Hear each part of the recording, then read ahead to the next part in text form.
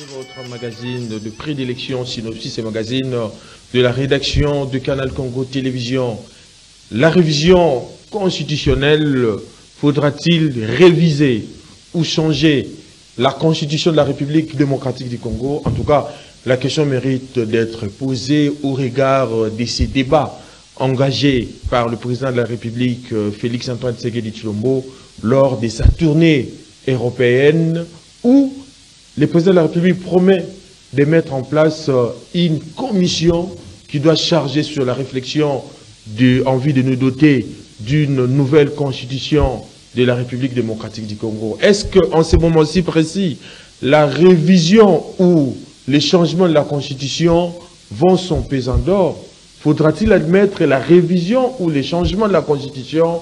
Toutes ces questions seront débattues et analysées au cours de votre émission avec notre invité. Il s'agit donc de Norbert Yamba Yamba. Il est cadre de l'Union pour la démocratie et les progrès sociaux, directeur du cabinet au ministère de l'Intérieur et Sécurité, mais également chercheur et président de la nouvelle fusion panafricaine. Norbert Yamba Yamba, je vous salue. Merci, merci M. Kabea pour l'invitation.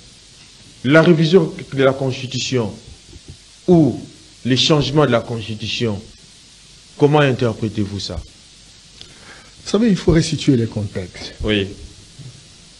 Avec la situation que nous connaissons, qui est due au retard de la mise en place du gouvernement, retard de la mise en place du bureau définitif de l'Assemblée nationale, le président de la République, répondant à une question d'un journaliste, a estimé, et la question allait dans le sens, pourquoi ce retard?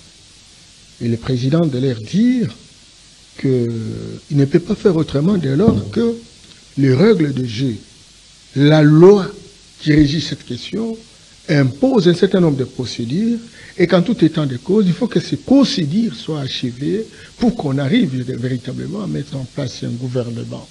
Donc, il ne peut pas remettre en question les procédures et les lois en vigueur. Et qui proposait naturellement de pouvoir mettre en route, en place, une commission qui devra réfléchir, j'allais dire réfléchir, pour faciliter l'assouplissement d'une constitution qui peut pousser à des décisions rapides, parce qu'en réalité, les défis sont nombreux.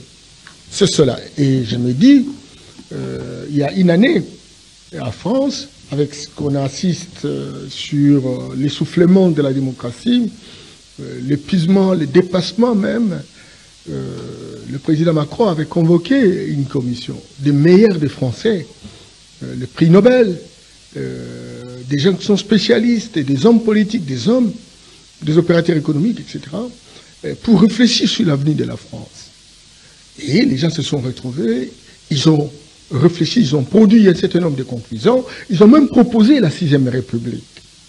Le président de la République n'a pas pris une décision d'autorité pour dire on change la Constitution. Il a dit réfléchissons. Et si nous réfléchissons, c'est donc une commission qui devra composer les différentes tendances, n'est-ce pas, de la République. Mais ça, c'est la première chose. Excusez Kabea, oui, parce que cette question, elle est très sensible. Oui. Et donc, c'est cette commission-là, composée à la fois des gens qui croient, qui sont dans la majorité, et de l'opposition, y compris les acteurs de la société civile, devront se retrouver pour produire la matière qui devra servir de soubassement pour l'élaboration, pour la révision de cette Constitution. Deuxième chose, Kabea, oui, la Constitution elle-même prévoit sa révision. Il y a des dispositions, bien entendu, qui sont verrouillées, mais il y a aussi des dispositions qu'on n'a pas vérifiées. Et donc, si on arrive et qu'on voudrait véritablement aller dans la direction de pouvoir changer le pays, il est tout à fait normal que l'on procède à la révision. Troisième chose, Kabea, l'UDPS n'a pas voté cette constitution ici. Oui. En 2006, en 2005, il y avait référendum constitutionnel, et l'UDPS n'a pas pu voter parce qu'il n'était pas d'accord sur un certain nombre de choses. Mais parce que nous sommes dans la loi de la majorité statistique, nous sommes en démocratie, il faut rester prisonnier, n'est-ce pas, des principes démocratiques. On a adhéré et on a continué véritablement à pouvoir pratiquer la même constitution. Certainement que en 2011, en 2016, en 2011 déjà on avait vécu des velléités de changement de constitution dans une perspective de personnalisation, c'est-à-dire taillée sur mesure autour d'un individu. Et nous n'avons pas été d'accord parce que déjà, en janvier 2011, on a changé la constitution de 2 tours à 1 tour. Oui. Et c'était vite fait avec l'homme politique que l'on connaît, etc. Mais là où le bas blesse, c'est du fait que vous voulez changer. Là, c'était la révisitation. Mais le pouvoir en place veut changer carrément la Constitution. Parce que l'opposition l'acquise déjà de s'octroyer un 3e mandat pour se maintenir au pouvoir. Président Félix Tshisekedi. Regardez, je vous assure, Kabila, je viens à 7 heures pour que nous discutions de ces questions. Parce que moi, je pense qu'il y a des gens qui veulent faire rater des occasions n'est-ce pas, utiles pour notre pays à faire avancer. On est intellectuel, non, j'allais dire on est des instruits, mais on s'applique très mal. Oui. Aujourd'hui, sincèrement, Kabila, regardez, on organise les élections, Kabila, et puis les élections nous coûtent $1 milliard. Les grands projets, le plus grand projet de notre pays, le PDL 145 territoires, Kabila nous coûte $1,660 milliard. La CENI continue à travailler, malgré les résultats. C'est qu'elle continue de consommer davantage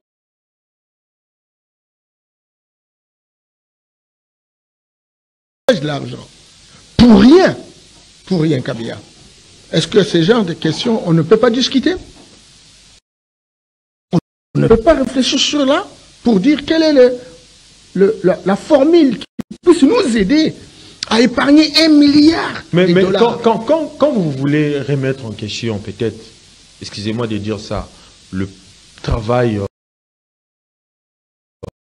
de la Commission électorale nationale indépendante, vous voulez nous dire que au cours de cette, soit la révisitation, soit les changements de la Constitution, vous allez foutre en moule la CENI ou comment? Non, Kabila, il faut pas être trop réditionniste, Kabila. Il ne faut pas réfléchir sur une question complexe en donnant des réponses simplifiantes.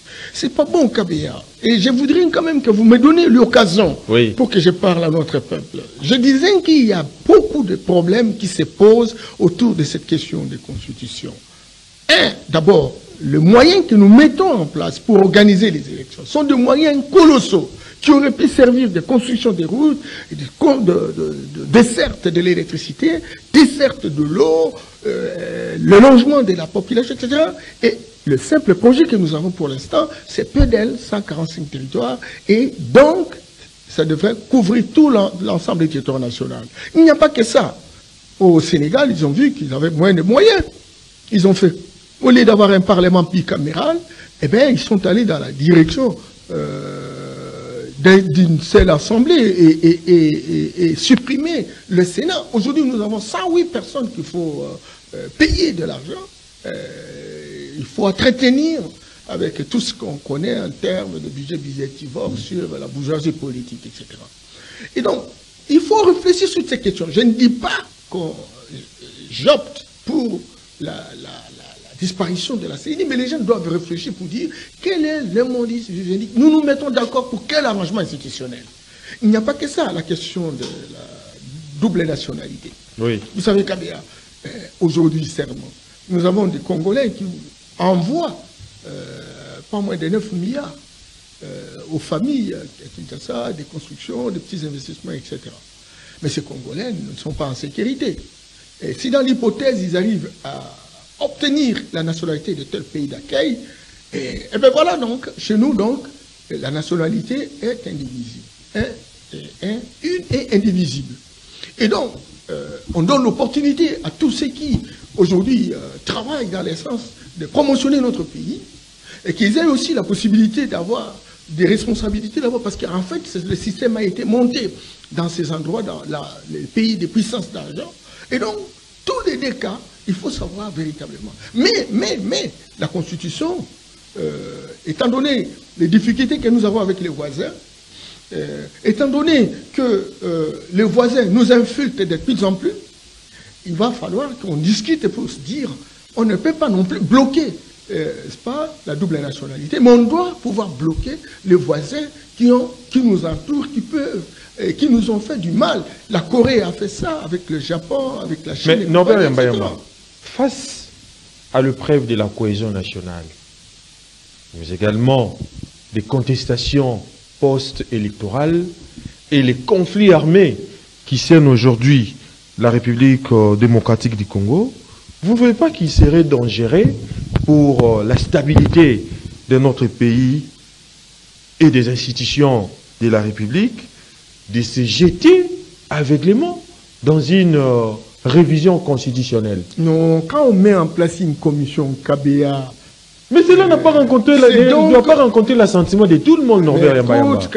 Oui. Le président a fait une proposition. On n'y est même pas là. Il dit réfléchissons pour l'avenir de notre pays. Tenons la torche pour éclairer l'avenir. Construisons une intelligence collective. C'est ce qui va permettre véritablement la performance de ce que nous aurons comme produit ici de cette commission. On n'y est même pas là. Pourquoi ça devrait désagréger la situation? Kabé, regarde. Nous sommes dans un pays où tout est à faire. Tout est à faire. Pendant tout ce temps, il y a un problème des routes. Nous avons plus de 88 000 km de routes de desserte. En tout cas, il n'y a pas beaucoup de routes qui sont opérationnelles. Nous avons 52 000 km de routes ordinaires. Nous avons la voirie urbaine, pas moins de 30 000, etc. Tout ça, ce sont des problèmes, KBA. Et donc, tout est problème chez nous. Alors maintenant, quand quelqu'un arrive au pouvoir, on lui donne 5 ans. Oui. Et quand on lui donne 5 ans, il faut qu'il s'occupe véritablement de l'ensemble des problèmes. La constitution que nous utilisons, pour laquelle nous avons des experts qui ont été formés à l'occidental, dans un droit gréco-romain, ce droit-là n'est pas adapté par rapport à notre culture, par rapport à notre situation. Pourquoi? Parce qu'en réalité, lorsque la personne arrive au pouvoir, il doit procéder à des états de lieu. Il veut savoir ce qui se passe sur le plan agricole, ce qui se passe sur le plan environnemental, sur le plan énergie, compagnie, etc., dans tous les secteurs de la vie nationale. Et donc, le temps de faire ces états de lieu, il prend 5 ans. Et comme la Constitution s'est inspirée du droit gréco-romain, parce que la France en assure le pilotage, et donc il faut faire 5 ans. Or, la personne qui arrive, il n'a que 5 ans, et les états de lieu terminent à 5 ans. Il y en a même ceux qui vont jusqu'à 10 ans. C'est que très clairement, ce n'est pas en concordance avec les réalités qui sont les nôtres. Ce sont des choses qui sont en réalité en concordance avec les puissances d'argent, notamment la France, la Belgique, l'Angleterre, compagnie, etc. Et donc, la France aujourd'hui, si je ne prends que cet exemple, a 70 millions de personnes, d'habitants. La France a 3 000 milliards, de dollars de produits intérieurs bruts. Le budget de la France est de 350, la moyenne bien entendu, à 400 milliards de dollars. Le Congo-Kinshasa a plus de 100 millions de personnes. Donc, j'ai vu les chiffres qui ont été donnés par la CIA et qui donnent environ 110 millions. Donc, en 2050, le Congo devra atteindre 300 millions.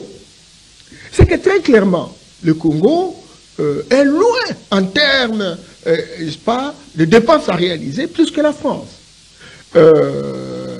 En 2100, le Congo sera au-delà de 400 millions de personnes. Mais le Congo n'a qu'un un produit intérieur brut de 65 milliards. Et le budget à peine avec le président Tshisekedi, 16 milliards. Mais vous avez 110 millions. La perspective en 2050, c'est 300 millions de personnes. Vous faites quoi?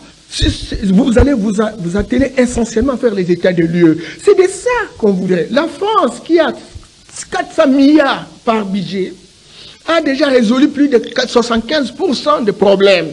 Mais lui, il a toujours 400 milliards. Nous, tous les problèmes sont à l'état d'annualité zéro, mais nous avons essentiellement 16 milliards de grâce. Alors maintenant, quand il faut réfléchir sur cette question-là, vous dites non, vous voulez vous mettre au pouvoir, etc.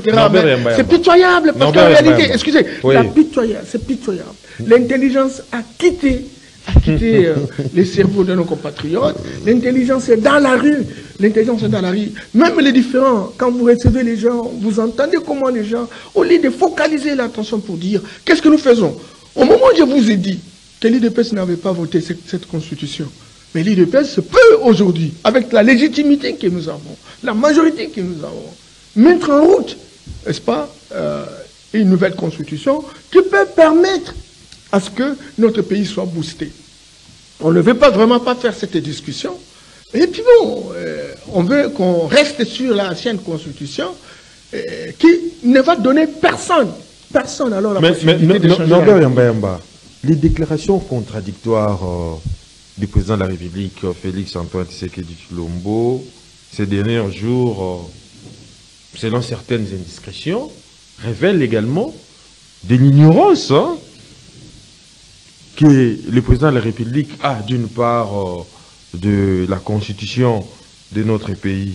Parce que d'une part, il soutient pour modifier la constitution, il faut que les peuples, à travers ses représentants, autorisent cela. D'autre part, il affirme qu'il va mettre en place une commission en vue de statuer sur la question pour réfléchir et puis nous doter d'une nouvelle constitution. Norbert Yamba, vous ne voyez pas que pour aujourd'hui assurer une meilleure adéquation de certaines vertus constitutionnelles, il faudra carrément se limiter à la révision. Mais pourquoi les changements? C'est ça, même si vous ignorez peut-être que la constitution ne va pas être changée, mais déjà les changements là, l'idée, l'esprit qu'a le président de la République constitue un pivot de dire qu'il cherche carrément à changer la Constitution. Pourquoi cet état des choses? Kabea, il faut éviter la falsification des propos des gens. Le président de la République, s'il lui était demandé de changer la Constitution, il les changerait.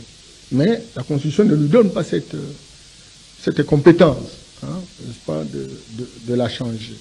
Mais le président de la République prend soin de dire qu'il y aurait une commission. Lorsque vous ne vous entendez pas avec votre épouse, si vous appelez une autre personne pour venir régler la situation, la personne prend de l'ascendance sur vous. Donc le président dit que lui,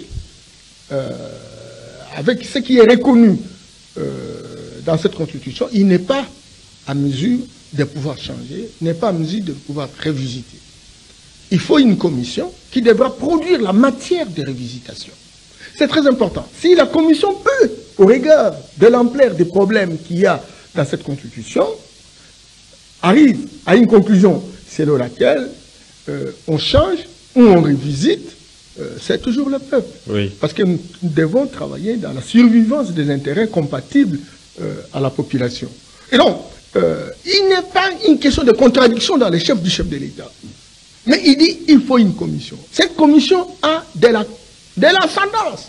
Et donner la possibilité d'abord à la commission, dont on ne connaît pas encore les gens. On va recruter les opposants, on va recruter les opérateurs économiques, la société civile, on va recruter également la majorité. Et ensemble, comme un seul homme, on construit une intelligence collective et on essaie véritablement de dégager des choses qui peuvent oxygéner la République. Alors maintenant, on n'y est même pas là. On commence à faire des anticipations négatives. Alors là, ça devient un danger public. Et je me dis, et je confirme finalement qu'en fait, la malnutrition a touché déjà nos intelligences. Pourquoi? Parce qu'en réalité, si on pouvait avoir un minimum de temps pour réfléchir, dès lors que cet arsenal, l'arrangement institutionnel proposé par le chef d'État n'est pas encore là, et qu'on tente d'abord. Alors vous voulez critiquer quelque chose qui n'existe même pas encore. C'est pas bon. Et moi je dis, mais qui va nous sauver? Qui va nous sauver? Ben encore que Non, il y aura toujours, et le président de la République, en tant que garant de la nation, devra avoir, dans la mesure du possible, de pouvoir aider ce pays à respirer. Norbert Yambayamba, s'il faut revenir au problème de la nationalité dont vous avez évoqué tout à l'heure, il faut cependant souligner que la rédaction de la Constitution de 2006 avait mis en exergue des problèmes des nationalités restées pendantes depuis l'accession de la République démocratique du Congo à sa souveraineté nationale et internationale. En ce qui concerne l'accès à la nationalité congolaise, cette constitution qu'il fallait accepter dans son ensemble, tant qu'elle fixait également les limites territoriales, la forme et les structures de l'État, ensemble des éléments qui constituent les attributs d'une nation ou d'un pays, vous ne voyez pas que cela a introduit les germes des contestations. Par là, vous voulez nous dire qu'on pourra changer. Regardez Kabea, mais il faut qu'on positionne les problèmes, oui. Kabea. Quel est le problème? Est-ce que le problème, c'est une remise en question de ce qui a été décidé par la conférence, par l'accord de Sun City et articuler ça dans la Constitution? Moi, je dis non, l'arsenal est resté pendant. Mais le problème qui se pose, c'est la double nationalité. Les Congolais qui sont à l'extérieur, ils disent, nous sommes Congolais. Mais si nous sommes arrivés, naturellement, à nous naturaliser dans tel ou tel pays, c'est parce qu'en réalité, on voulait l'intégration, et l'intégration nous donne la possibilité de travailler pour avoir des revenus qui nous permettent d'envoyer au pays. Mais au pays, on nous dit non, la nationalité est indivisible. Donnez-nous l'opportunité d'avoir double nationalité. Ça, c'est la préoccupation, c'est l'agenda, c'est le plaidoyer de tous les Congolais qui se trouvent disséminés à travers le monde. Oui. Alors on s'est dit, par rapport à ça, dès lors que l'indivisibilité, n'est-ce pas, de notre nationalité est déjà requise par notre Constitution, nous pouvons réfléchir pour revoir ça. Parce que nous avons besoin que nos compatriotes qui sont à travers le monde puissent véritablement investir sur nous. La preuve, c'est que près de 9 milliards de dollars viennent secourir la plupart des maisons, des immeubles, etc. Ici, ce sont nos compatriotes qui sont ailleurs. Pourquoi dans d'autres pays comme la Côte d'Ivoire, le Sénégal et compagnie, etc., on y a accepté? Pourquoi nous on ne le ferait pas? Certainement que nous avons des voisins, et les gens ont peur des voisins qui en réalité nous ont infiltrés pendant plusieurs années. Mais là, nous avons une expérience convaincante, celle de la Corée du Sud bien entendu, qui a pris des dispositions de telle sorte que ceux qui ont combattu, ceux qui ont fait la guerre avec, ne peuvent pas avoir d'office la possibilité d'avoir la nationalité coréenne. Il faut donc prendre une disposition. Nous avons 9 frontières. Et une disposition peut-être générale pour dire les voisins, en attendant que les choses se stabilisent, et donc on met votre nationalité au frigo. Et on donne la possibilité aux autres pays qui sont très loin, qui n'ont pas de problème avec nous, jusqu'à ce qu'ils puissent véritablement avoir des Congolais qui ont la double nationalité. Ça sont des réflexions, ce n'est pas le président qui le dit, oui. Personne ne m'a envoyé pour le dire, mais je suis en train simplement de réfléchir. Je me dis que si on ne réfléchit pas, si on verse dans l'émotion toxique, donc on n'ira nulle part. On a tout abandonné la réflexion. On est dans la guéguerre.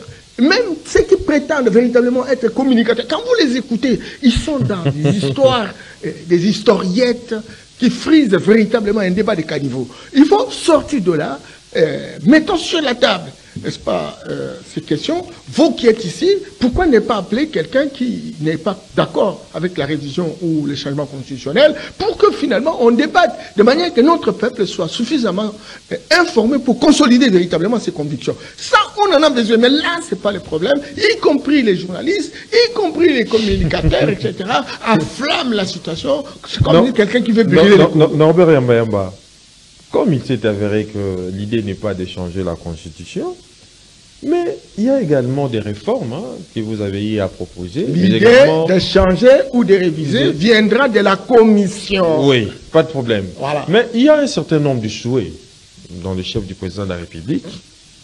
Il avait voulu les retours aux non-nationaux dans des provinces comme gouverneur, mais également un certain nombre de choses. Mais les problèmes aujourd'hui se posent aussi, qui nécessitent également la révisitation de la Constitution, c'est cette problématique du cumul de mandats électifs.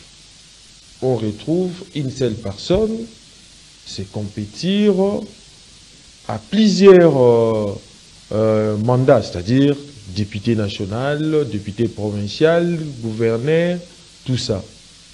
Vous ne voyez pas que quelque part, il faut des réformes. Mais vous me donnez raison. Vous me donnez raison et vous donnez raison au président de la République. Vous êtes en train de constater des choses invraisemblables. Les bas il faut réglementer ça. Les changements. Mais ça, c'est la révision. Il faut réglementer ça. Oui. N'allez pas dans le jeu de mots. Je crois que l'enjeu ici, c'est de sauver le Congo et les Congolais. Poser des aides qui vont dans le sens d'améliorer la situation. Si la Constitution peut être bloquée à un certain niveau, eh bien, il faut la débloquer. C'est ça, en fait. Alors, est-ce que c'est une révision? Est-ce que c'est un changement? Moi, j'ai dit, c'est la commission qui devra se prononcer et cette commission, regroupera les différentes catégories, les différentes parties prenantes liées à la performance de notre pays. Donc, ce que vous dites conforte véritablement la vision du chef de l'État qui trouve véritablement que ce qui est arrivé paraît un peu scandaleux, mais on ne peut pas dire autrement, faire autrement, simplement parce que les lois de la République n'ont pas à pécher. C'est pas cette situation-là. Il faut donc que cela soit réglementé en amont avant de prendre une décision en correspondance en aval. C'est cela. Et donc, il faut une constitution qui va aussi chambouler beaucoup de lois organiques et des textes réglementaires. Et ça, il faut le faire. Mais il faut le faire maintenant, parce qu'on n'a que 5 ans. Et donc, si on n'a pas pu le faire au premier mandat, parce que nous avons contesté cette constitution, ça il faut le reconnaître, mais parce qu'effectivement nous n'avions pas des gens qui avaient le cœur dans l'ouvrage, il fallait avoir la vraie légitimité, parce que quelqu'un dira, mais c'est que vous n'aviez pas la légitimité. Attention, on avait la légitimité parce que nous avons été élus. Nous avons été élus comme président de la République, mais nous n'avions pas beaucoup de députés. Or, le gouvernement de la République est l'émanation de l'Assemblée nationale. Et à ce niveau-là, 65% des députés étaient, n'est-ce pas, du FCC, et le CACH, qui était du DPCAD et compagnie, n'avait que 35%. Et donc, dans une telle configuration, vous ne pouvez rien faire. Mais aujourd'hui, nous avons la majorité, plus de 400 députés. Bien, nous avons le président de la République élu à plus de 70%. Donc, nous avons aujourd'hui plus que jamais. Alors, quiconque pourra oser dans ce pays faire cette histoire maintenant, n'est-ce pas, en dehors de Félix Tshisekedi, le président Félix Tshisekedi, qui, visiblement, est adulé par notre peuple. C'est de tout ça qu'il faut vraiment le faire.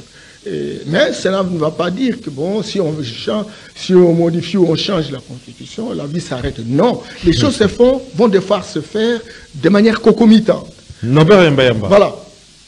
Vous êtes panafricaniste. Vous fustigez aussi la démocratie à l'occidental.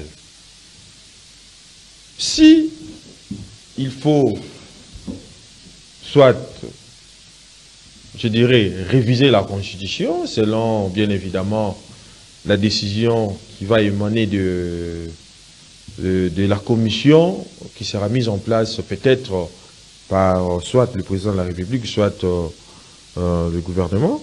Mais qu'est-ce que vous pouvez proposer face notamment aux élections dont vous vantez tant?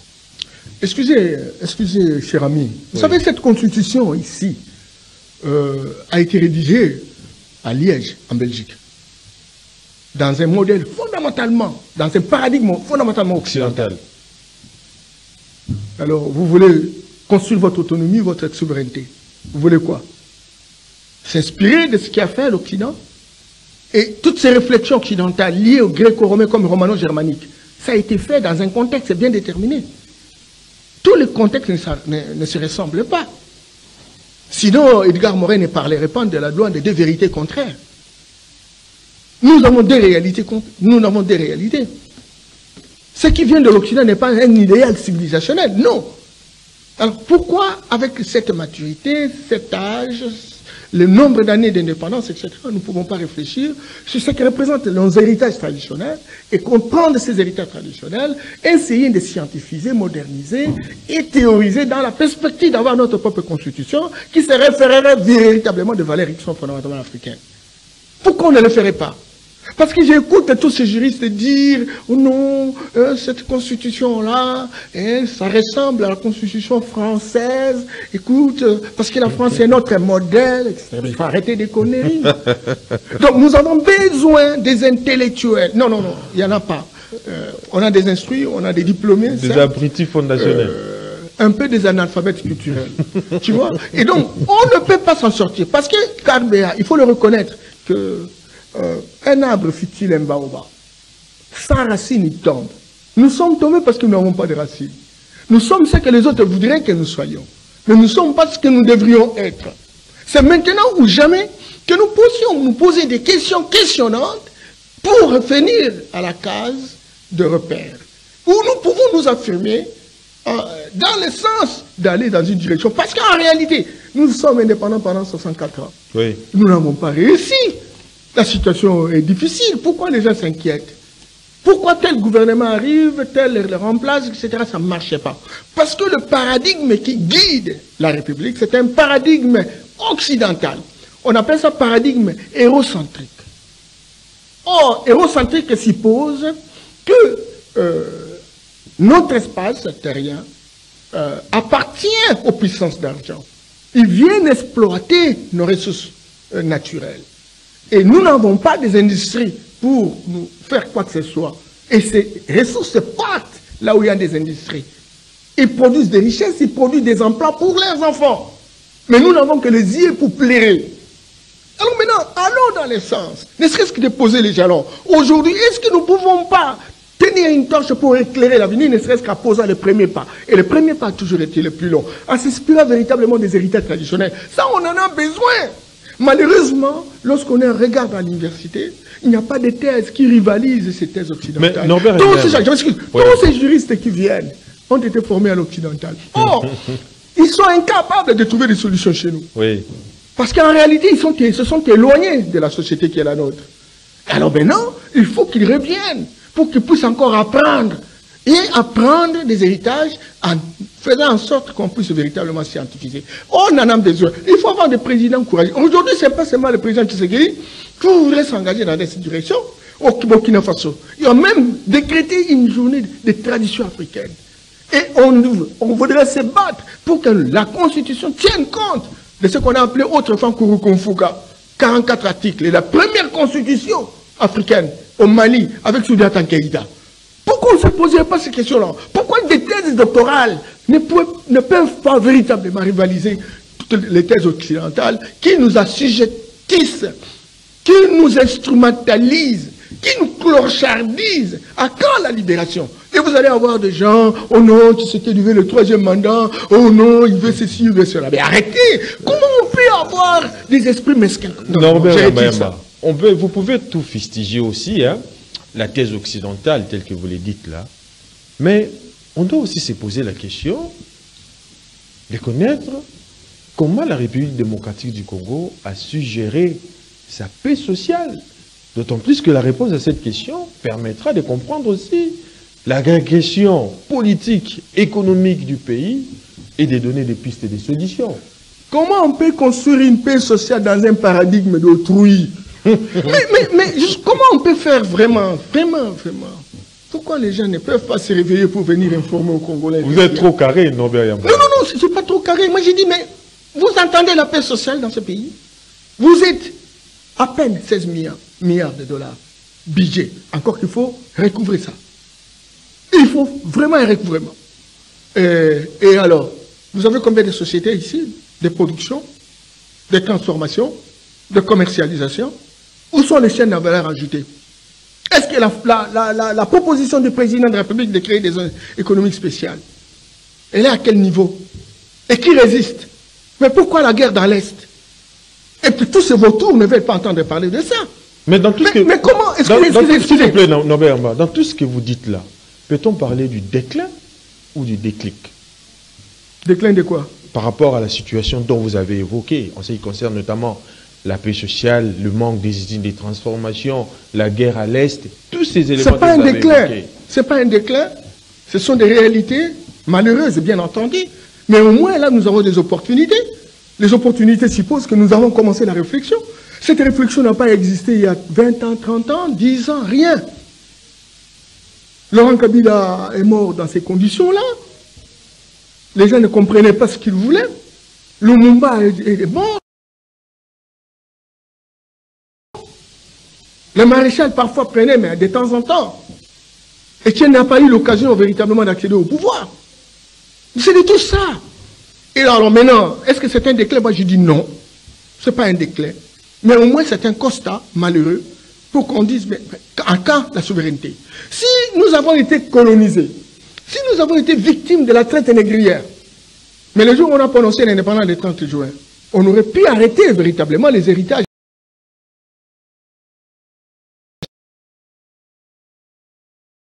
Les sols d'occidentaux. C'est-à-dire, on reviendrait sur nos héritages traditionnels. Faire ce que nous on faisait avant qu'ils n'arrivent. Nous n'avons pas fait ça. Ils nous ont laissé la religion, ils nous ont laissé le système éducatif, ils nous ont laissé le système politique, au moins où nous sommes sous craquant. Nous ne pouvons pas bouger. Et même les intelligences ne veulent pas se libérer. Et quand vous commencez une telle réflexion, vous dites non, non, non, non, non, ils veulent rester au pouvoir, mais il faut arrêter. Mais Norbert Yamba, en conséquence, je dirais même, vous ne voyez pas que toutes les séquelles négatives de la confrontation des civilisations qui ont influencé les comportements de l'homme congolais en particulier, mais également l'homme africain en général, vous ne voyez pas que la solution s'est trouvée à une éducation par ceux qui ont servi d'exemple, notamment nos élites traditionnelles, mais malheureusement, ils n'ont pas pu, ne serait-ce que, sortir le pays du gouffre. Non, quelle élite traditionnelle? Parce que toute cette élite qui parle aujourd'hui sont des diplômés, des instruits. Mais il n'y a pas d'élite traditionnelle qui se sont distinguées, etc. Mais quand vous allez au village, vous allez trouver une élite intellectuelle réelle. Malheureusement, toujours les élites modernes ici, qui sont des abrutis fondationnaires, vous l'avez dit, veulent déstabiliser même nos villages, qui sont restés véritablement les symboles échantillonnés de la situation de nos ancêtres. Et alors, c'est vraiment difficile, mais il faut que ça commence quelque part, et nous avons la chance d'avoir un président de la République qui, aujourd'hui, au risque et péril, a un discours correct, cohérent, vis-à-vis des puissances d'argent.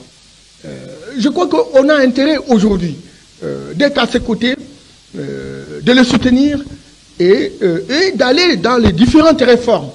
Et cela n'est possible qu'avec les Congolais. Mais malheureusement, tous critiquent, mais ne proposent rien. C'est vraiment le mot de la fin pour terminer. Non, je voudrais simplement dire que il ne faudrait pas exagérer. Le président n'est pas un dictateur. Il n'a pas dit qu'on va changer la Constitution. Il a dit que à cause de certaines difficultés de parcours, il y a moyen de jeter un regard pour dégager un certain nombre de faiblesses constitutionnelles, et ceci va permettre véritablement que l'on puisse aller dans la direction d'une proposition d'une constitution qui répondrait non seulement aux besoins de la population, mais également tiendrait compte des réalités qui sont les nôtres. Ce serait peut-être un exercice difficile parce qu'on a été formé à l'occidental et on a tendance à repousser tout ce que nous avons comme tradition, mais quand cela ne tienne, nous avons un chef d'État qui prend le risque, comme les Kwame l'ont pris, comme les Lumumba, les Sylvanos Olympio,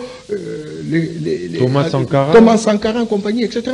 Mais ici, sincèrement, ni n'est pas fait chez lui, mais bon, les gens comprendront, et ils comprendront peut-être en retard. Parce que même au niveau de l'opposition, il y a une sécheresse totale. On ne sent pas de propositions. On ne sent pas que si on demande à tel de sortir, peut-être demain la personne vient, il va nous proposer quoi que ce soit. On n'est pas dans un débat projet contre projet. On est dans un débat de autant que j'y m'y mette. Et ça, c'est un danger public. Et je convie vraiment tout le monde, pour sauver la République. Parce que le Congo a tout donné. Il a donné, n'est-ce pas, beaucoup à ses fils, qui l'ont neutralisé, effectivement, avec la complicité d'un système de copédage occidental. Très bien. Mesdames et messieurs, nous sommes arrivés à la fin. Nous avions ici pour vous Norbert Yamba. Il est cadre de l'Union pour la démocratie et le progrès social, président de la Nouvelle Vision panafricaine, directeur des cabinets du ministre de l'Intérieur et Sécurité. Avec lui, nous avions parlé. Toutes les idées sont mes idées. Il ne faudrait pas qu'on puisse dire... Vous avez compris, hein, ce qu'il dit ne représente que sa personne. En fait, ça concerne que sa personne, en fait. Comme panafricaniste. Oui, panafricaniste. Et ça ne représente rien l'opinion d'un parti ou d'une fraction politique. Nous sommes arrivés à la fin. On se retrouve prochainement avec un autre invité, mais d'ici là, portez-vous bien et bonne suite des programmes sur Canal Congo Télévision.